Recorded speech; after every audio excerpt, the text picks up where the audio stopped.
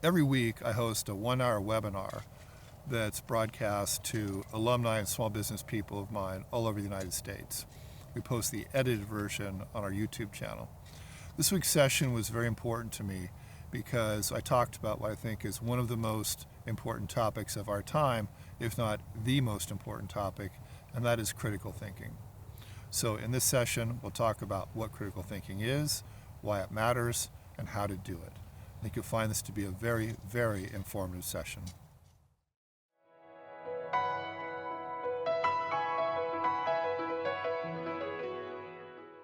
So today, I want to talk about critical thinking. And this has been something that's been kind of hot button, kind of on my radar for a while. And a while can be defined as about 2015, 2016, which politically was the first Trump election. And the reason that I was so aware of this and paying attention to it is it seemed like every time I saw something in the media, not every time, but most times, I'd look at that and I'd go, well, that's not true. And yet here was a pundit, a pontificator, and a politician, sitting there trying to say, well, no, this is the way it is. And I'm like, no, it's actually not. And that was not unilateral, that was bilateral. And later that summer or fall or whatever it was, I remember listening to this interview with this guy on this podcast, and the guy was a professor from the University of Kansas, and they had done this experiment, this social experiment. When I was in undergrad and graduate school, I knew these guys that did this, these professors, and that's kind of one of their reasons for being is they're always doing experiments and trying to draw data from humans and correlations and causations and all this kind of stuff.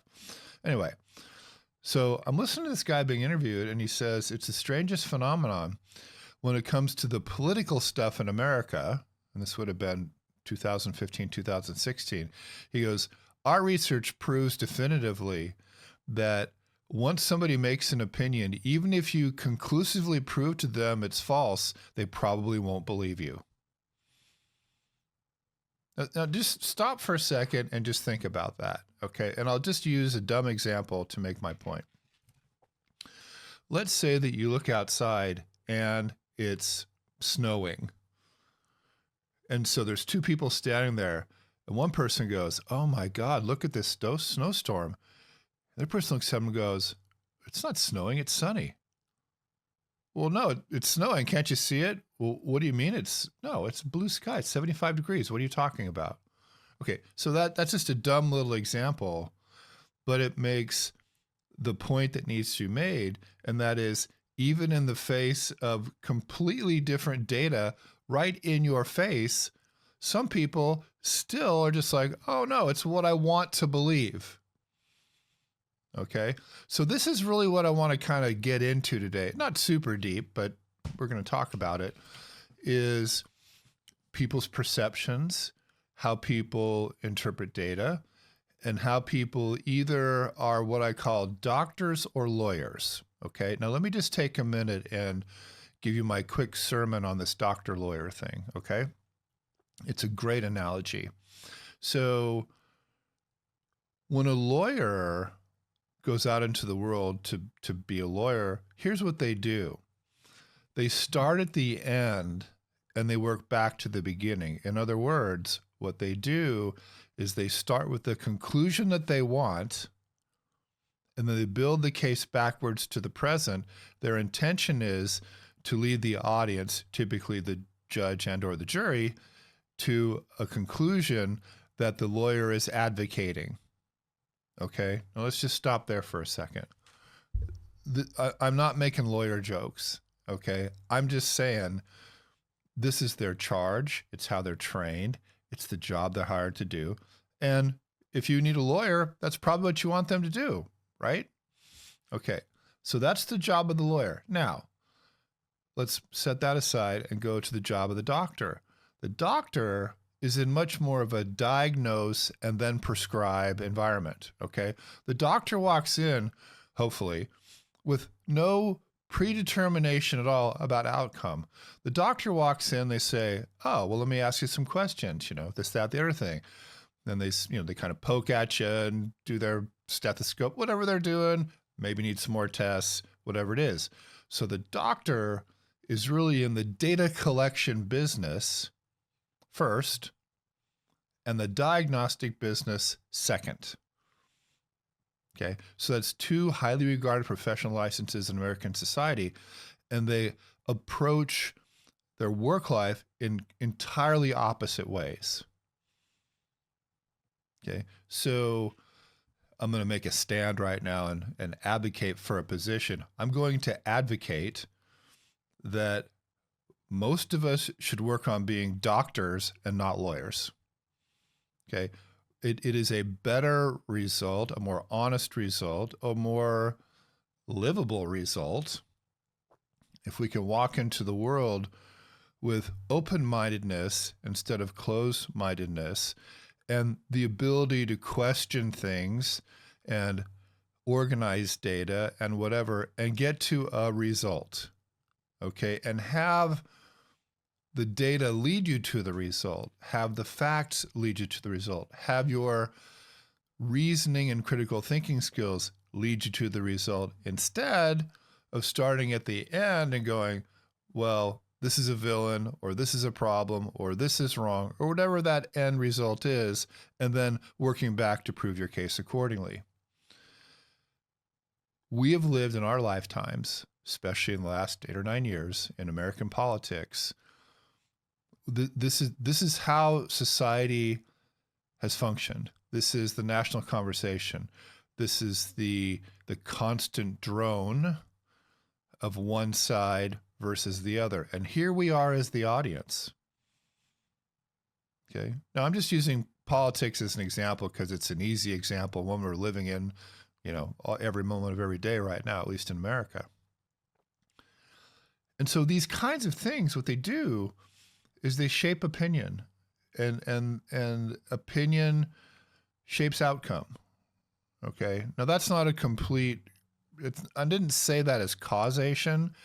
I said it more as correlation. All right. Now let me stop there for a second, because that's an important point. Those two words that really juxtapose each other, causation and correlation. So these two words are embedded in something you may have heard of, like in junior high school, called the scientific method. All right. And so the scientific method attempts, through hypothesis and elimination and ultimately result, to unwind these notions of causation and correlation. Okay. So let's just take a real estate example. All right. So you would say, oh, prices are up 20%. Why is that? So many people's initial response is to correlate that and say, because everything else in the country is up, because of inflation, that kind of stuff, therefore, real estate prices have risen 20%. They're correlating external data to be able to support the point they're trying to make today, not the observation, but the point that they're trying to make today. Okay. Causation is different. If someone says, oh, real estate prices are up 20%, why is that? A causation argument could be interest rates, simple time value of money. Okay. So the payment stays the same, the loan amount goes down. So that's a problem. But because of the supply and demand factors in the marketplace, prices have held and they have not dropped. Okay, so it's those kinds of things.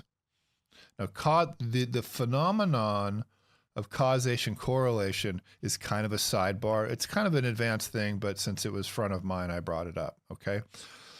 What I want to do right now is to go through 10 different things that I've come up with that I think are foundational to this idea of critical thinking skills, okay? And this week I have some new technology. I went through, I think, 5 different tablets to be able to get one I could actually write on. And so I'm going to present that to you today. All right. Hopefully this works. All right. So number one, if you want to write this down, is to define. Here's the problem with technology when you've got to change all your stuff. Let's try that.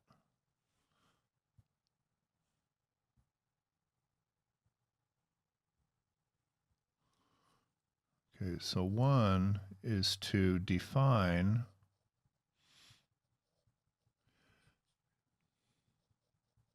your objective.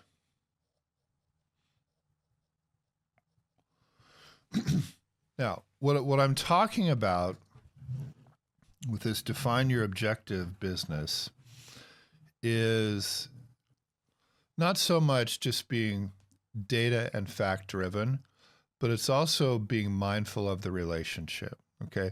So there's three things I'm going to write down underneath here. So one is it necessary?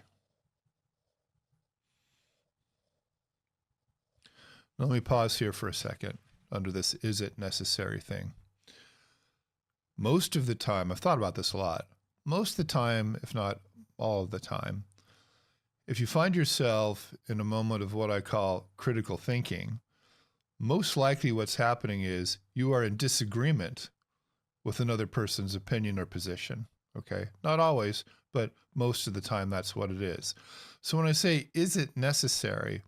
What I'm hinting at here is your inquiry about this, and I'll talk about inquiry in a little bit here.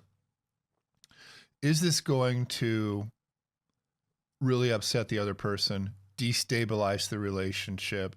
Can you live without knowing this? That kind of thing. That's what I mean by is it necessary? Okay.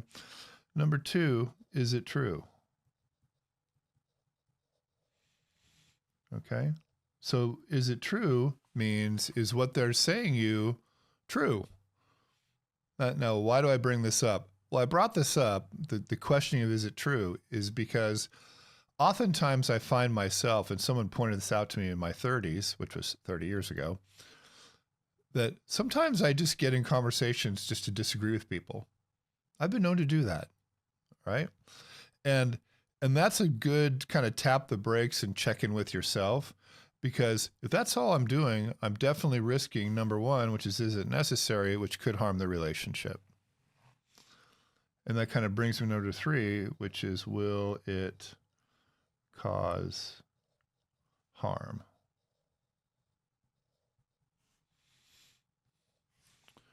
So this first thing that I'm talking about,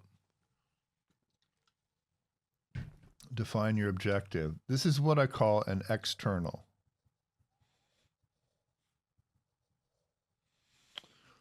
Right, because the inquiry really is about the other person. I have both externals and internals. This is what I call an external. Okay. All right, so stop there. Okay, that's the first thing that I think you need to assess. Now, as I went through this and thought about this and how I was going to present it, I was thinking to myself, well, I don't make this too complicated, or else people just aren't going to do anything. And a part of the reason I do this is I want you to kind of check in with yourself and kind of see where you are on all this and then make adjustments as needed. So let me just kind of summarize and capstone the first thing I think you need to do before you endeavor in critical thinking. And that is, if it's going to require disagreeing with another person, you should just kind of take pause and ask yourself those questions. Is it true? Is it necessary? Is it going to hurt the relationship? I think that's very sound counsel, number one. You don't have to do this on stupid little stuff that doesn't really matter. Okay? All right. Number two. No bias. If you are going to be a critical thinker, by definition, you are thinking without bias. All right. This is difficult, especially if you have strong preconceived biases. All right. Now, if we have time at the end, I'm going to come around and do a little question thing. I want to get through this first. But for now, let me just say that if it is your intention, if it is your desire to start engaging in critical thinking, the number one thing that you have to do as a human being is to set aside your own biases. And everybody has biases. We all do, including me. Okay, so this one is going to be an internal.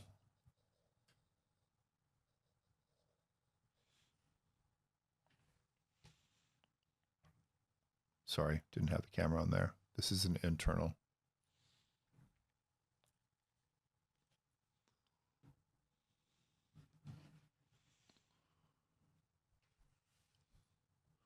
Okay, let's go to the third one. And the third one is question others. So this can be very uncomfortable.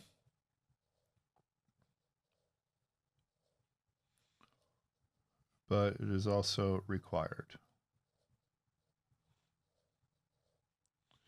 You have to become a person who is not only able, but willing to question others if you're going to engage in this critical thinking thing. And I try to keep the questioning pretty simple. I oftentimes say things like this. So what do you mean by that? That's all I say. So what do you mean by that? I'm not really following here. Can you explain that a little bit more? No, I don't want to come across just being dumb. So why do I say that? Well, I have this best friend guy who lives in Idaho, and we talk a couple times a week.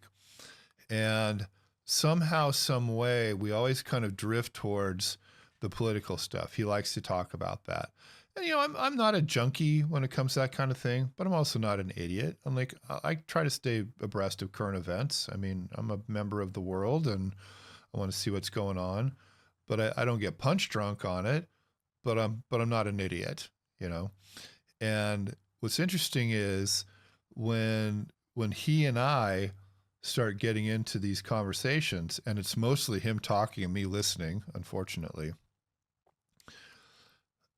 I find myself questioning him from time to time for point of clarification. However, his method, and he's an attorney, is to sort of come back to me and say, well, I don't understand. And then he'll frame a question as a sort of rhetorical gotcha. And last week it got kind of hot and heavy. And I finally just said to him, look, man, I'm not going to agree with you. Okay. It's not going to happen.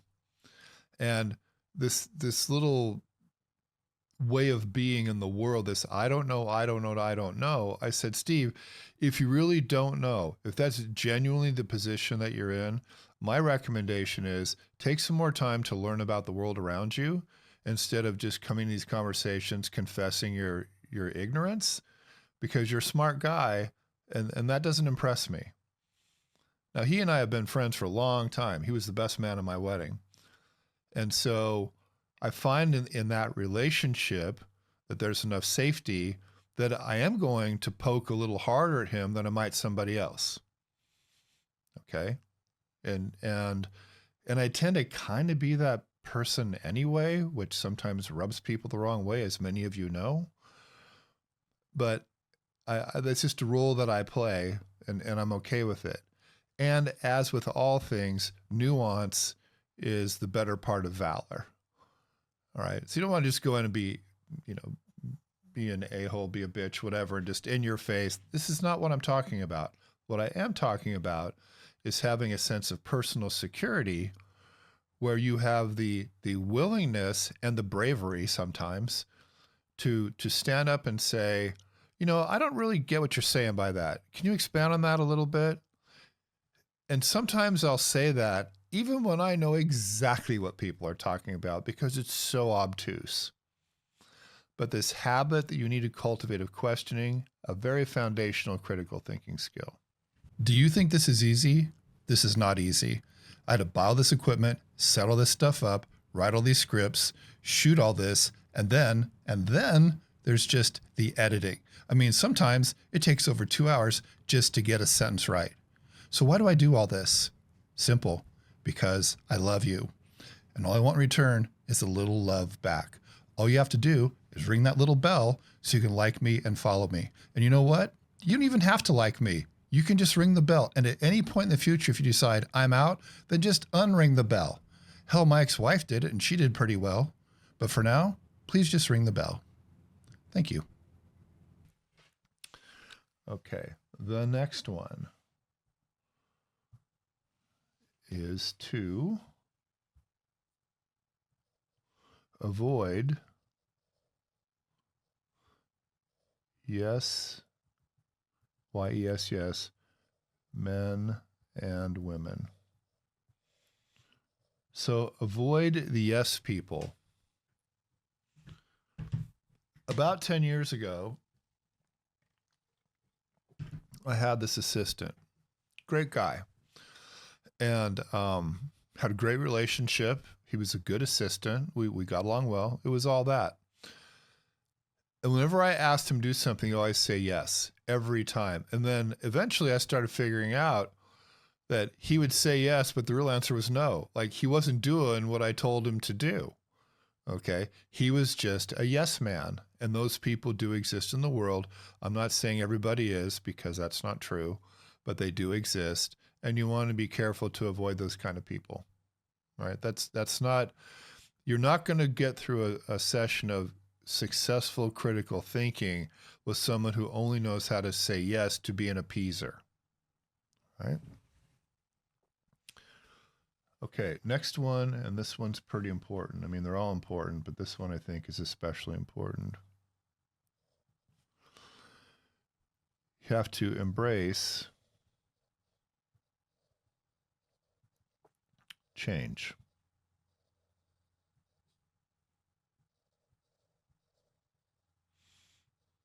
Embrace change.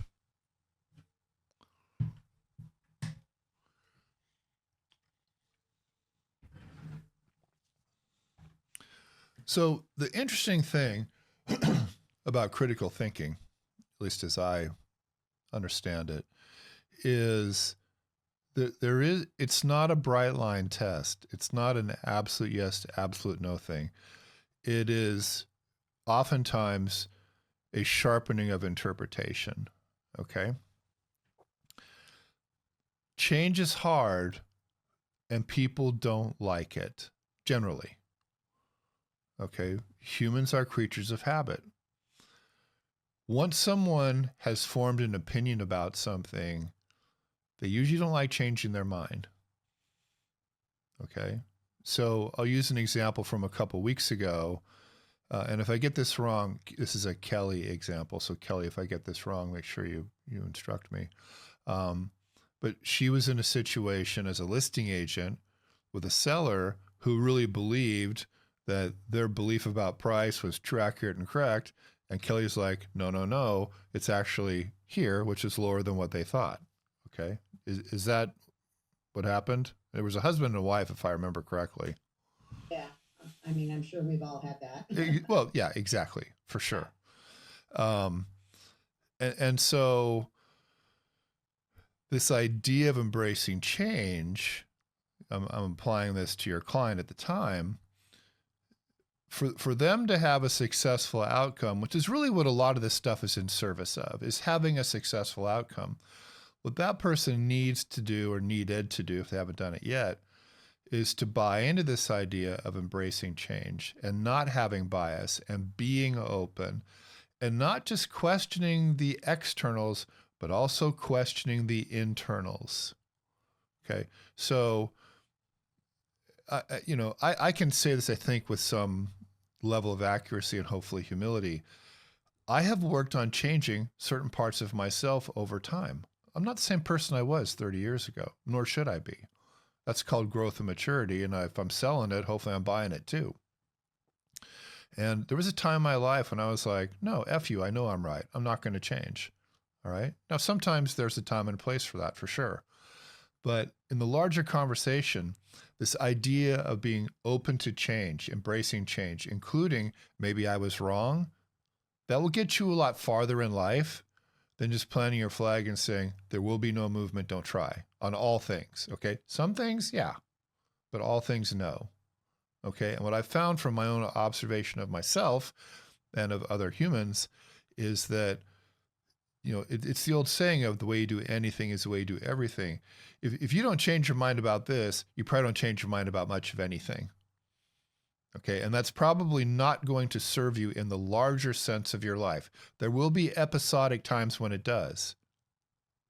But I think that the greater good for your own outcomes, selfishly, is probably served better by being open to this idea that, if I'm wrong, I'm willing to modify my own point of view. All right. So that's the context I'm delivering this in. I'm going to say this again. There are certain episodic things where you don't want to change your mind. Okay. And even in the no matter what context, but in the larger sense of your life, the things you do every day, just your being in the world, personally and professionally, if you combine this idea of the possibility that maybe I need to adjust my own point of view, you'll be better served in the long run. That's my point. Okay. And you can take from that what you like. You can embrace your own change and take that as you like. And this would be an internal.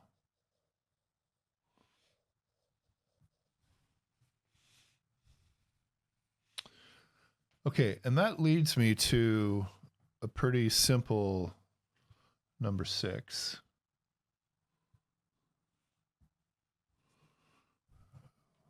Which is you must cultivate the habit of being defenseless.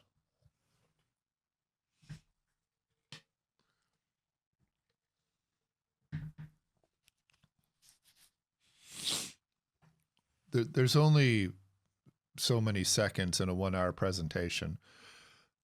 And this is a topic that a lot of us should probably take a personal day of therapy and sit down and really dig into this and learn how to do it. Because many of us show up being defensive, and that is the antonym of critical thinking. Okay, you cannot be defensive. Okay, now, being defenseless does not mean this is not that you must agree with something you don't agree with. This is just saying, don't be defensive when someone presents an idea or you're in a conversation where there's a lack of agreement. And this would be another internal.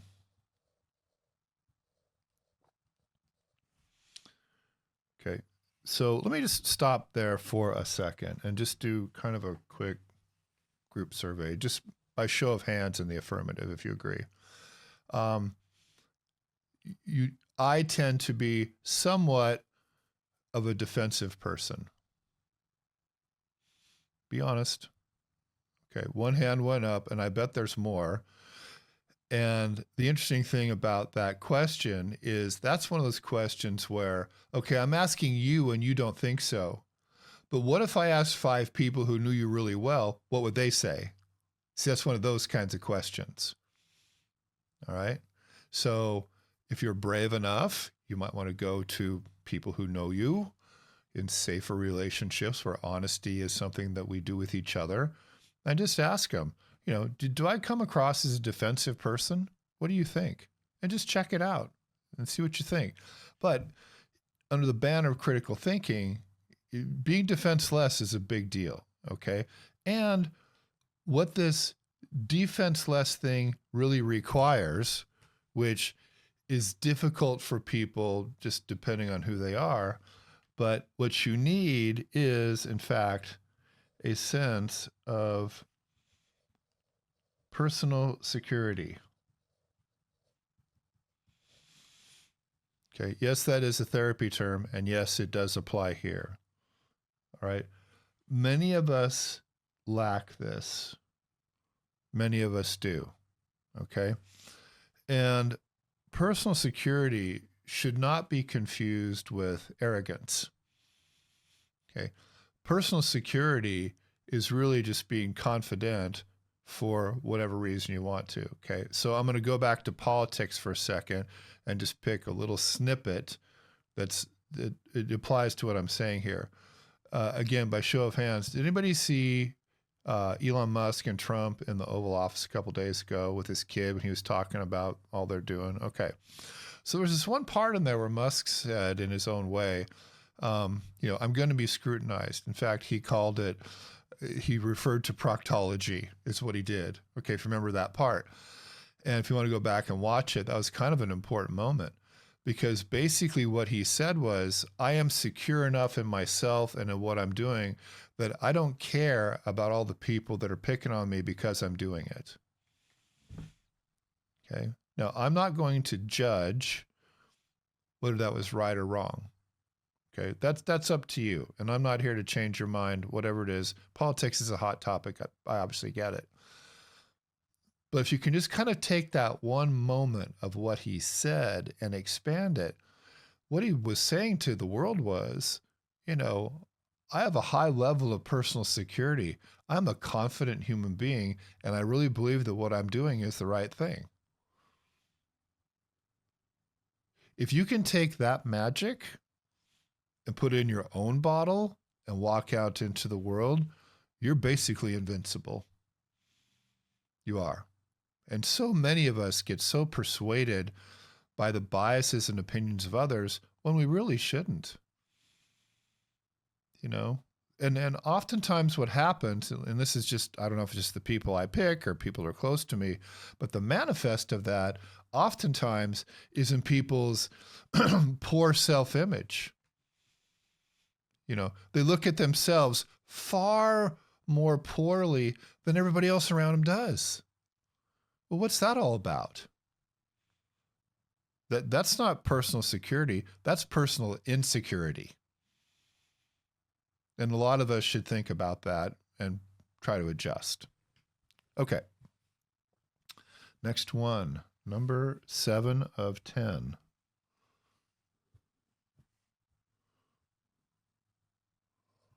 Living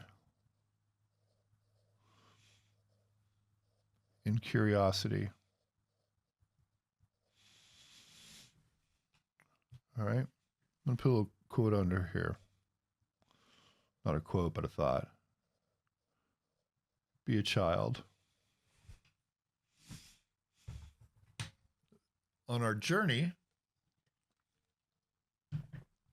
if I can use that word, journey, going from being a child to being an adult, this is one of the things that we tend to shed. And we should find it back. Be a curious person. Wonder about things. Ask questions about the world that you live in. And I think we can all agree, as not being children here today, that the world is by orders of magnitude moving so much faster than it did when we were children, just demographically.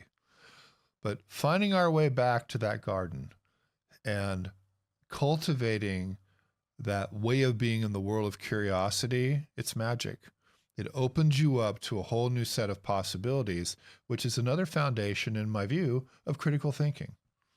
Okay, so be a curious person. This is a good thing. All righty. Okay, this is a really important interpersonal skill, what I'm going to talk to you about next here. Number 8.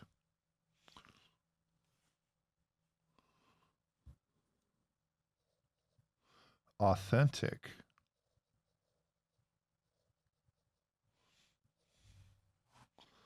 consideration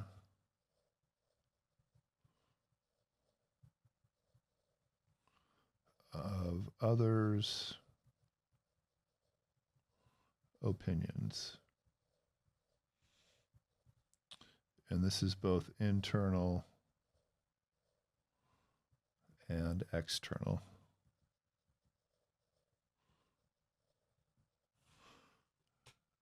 All right. Authentic consideration of others. Acknowledging others' opinions as being important, as having merit. Being respectful about having those opinions, even when you disagree with them. Okay. And this is such a key thing. Most of us think that if I don't agree, then we're in conflict. Well, that could be the result. But the better result when you disagree is at least have that mutual foundation of, I respect your opinion. I just don't agree with it. Okay. I get where you're coming from. Totally. I don't need to be explained to again. I understand. I'm just not with you on this one. Okay. We need to get back to that in our tight, close relationships and as a larger society. I really believe that we've lost our way when it comes to that authentic consideration of another opinion, even when we disagree with it. Okay. It's an important human skill. Okay. Almost done here. The next one, number 9,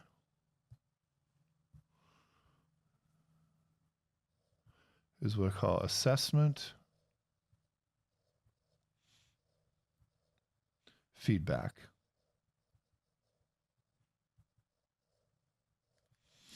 Okay, so this is both an internal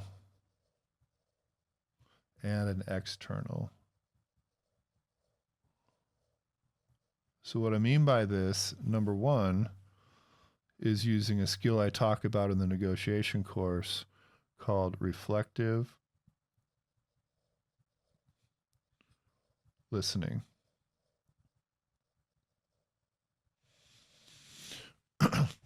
If you don't know what this is, reflective listening is simply feeding back what you heard from another person in your own words to confirm understanding. Okay. So I'll just go back to Kelly's little example with her seller client. I just want to make sure I understand where you're coming from here. You think that the house is worth $500,000 because the one next door sold for $501,000. Is that right? Yes, that's why. Okay, perfect. Dumb example, but it makes the point. That's assessment feedback. Okay. The other form of assessment feedback would be on a more interpersonal basis where I might, at the end of my inquiry, say to my counterpart something like, I wasn't here to upset you. I hope I didn't. Are we still okay? Just something like that. And I tend to put those kinds of check-ins at the end. All right. A lot of us haven't really thought about this or learned about it, but endings are super important. Endings are what people remember. What happens at the end of an escrow or an argument, that's the memory I'm going to take with me. The ending is a huge thing. So if I'm in a critical thinking inquiry and we've got a little blood pressure going on here, I will say something like, I wasn't trying to offend you. Are we okay? And just see what they say. Most of the time, if you approach it that way, you're probably okay, unless you really cross some lines. I know how that goes too. Okay, last one. Number 10.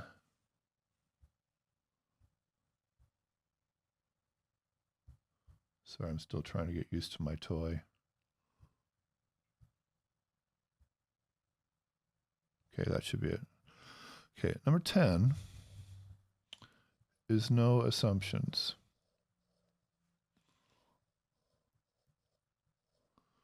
And this is mostly about the result. And this is sort of like what I said before about no bias. It's kind of the same thing, but it's just a different level. Don't walk in to these kinds of conversations with any predetermined assumptions about what your counterpart believes or about what the outcome will be. I take you back to the doctor-lawyer analogy. The doctor has the good one, has no predetermined assumption. They're totally open to an outcome. Okay. And that is one huge element of critical thinking. Okay. You're trying to be unbiased. You're trying to come up with an unvarnished conclusion. You're trying to sift through the BS and get to the truth. whatever it is. And you cannot have any investment in that result by way of bias or assumption if you're going to do this the right way. Because if you do, you're not critical thinking. For over 35 years, we've been building high-quality, durable American apparel for some of the beauty and medical industry's biggest brands. You can learn more about us at jstill.com.